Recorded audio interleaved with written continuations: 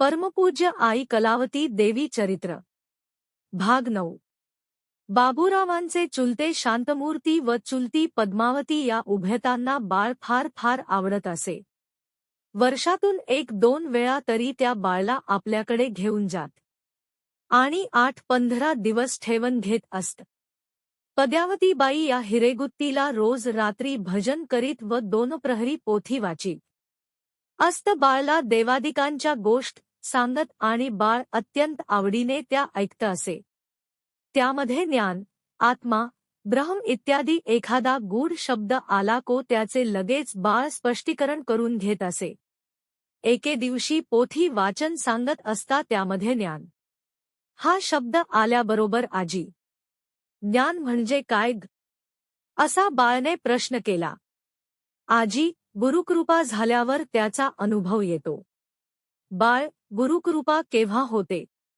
आजी, गुरुच्या मनाप्रमाणे सेवा घडल्यावर।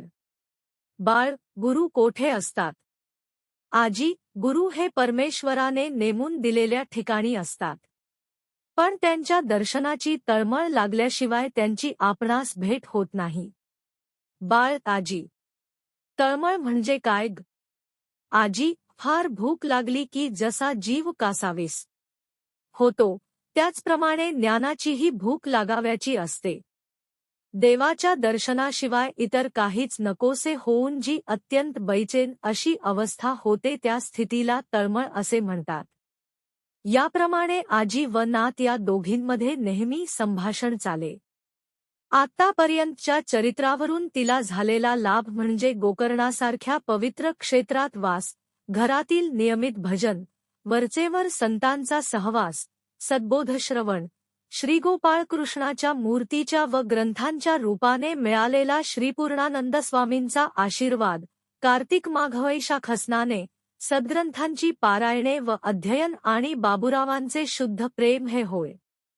याबद्दल जर थोडा विचार केला तर खास जगदोद्धाराचे कार्य करवून घेण्यासाठीच परमेश्वराने ही सर्व पूर्वतयारी तिच्याकडून करवून घेतली असावी।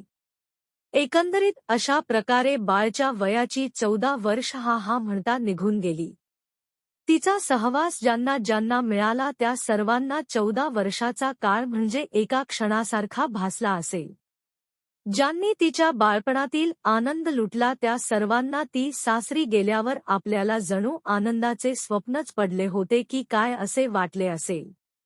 बाळ म्हणजे जणू आनंदाचा समुद्रच, तिच्या लीला म्हणजे त्या आनंदसमुद्रातील लहरी।